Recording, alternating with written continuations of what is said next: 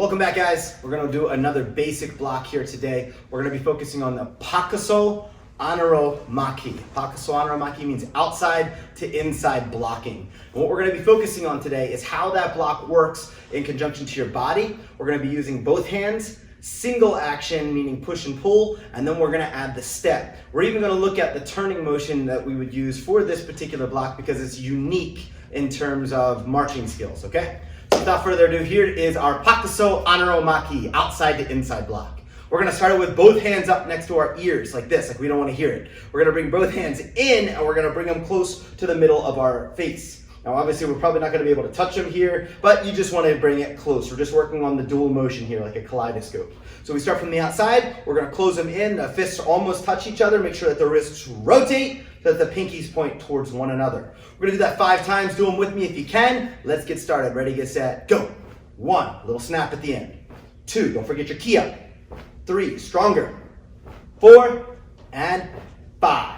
Good, now this is a pretty easy motion. It's what we call a gross motor skill, something your body is inclined to understand movement-wise anyway. We're just refining it, making it cleaner and sharper. That means we need to see those definitive end points where your muscles tighten and the block is floating at a desired stopping point. Also, don't forget those key ups there that are gonna add strength and power. Now let's go from one hand, get rid of the other hand, but we're gonna add this hand to the pulling motion to make this block more effective. So as this hand comes up to that chamber position outside of our ear, this hand's gonna be ripped towards our ribs, and that's gonna create the pulling motion that helps throw our block forward. Once again, this grabs, this pushes, this pulls. 1, 2, 3, 4, 5. Good. Now let's just stay right here and exchange this hand creating the pulling motion. This hand will do the block. Let's do that 5 times. Ready? 1, 2, 3, 4, 5. Good. Now you can see how this block really is effective in changing one hand to the other hand because the last block just adds more power and speed to the next block. You're going to see that as we go to do the marching style here. I'm going to do it in place, so I'm going to be retracting my foot after taking a step forward, just be bringing that foot back, and in this particular block, I'm going to work an alternating step, back and forth, back and forth. We're just going to try to coordinate the block to match the stepping leg.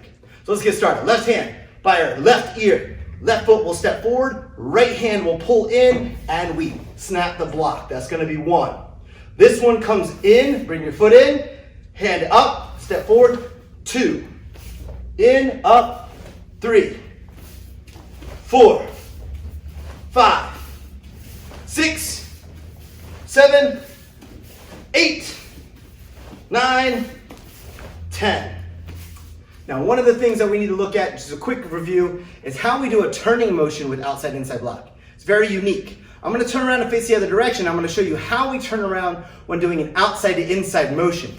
So if I were doing my block towards this wall, and now I need a block back towards you guys, if I turn around this way, well, that's the Anaso Pakuramaki, the inside-to-outside block.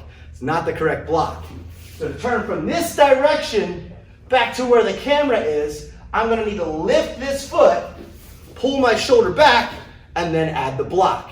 If I want to block back that way, I need to lift this foot, chamber my back hand, pull my shoulder, and then land the block.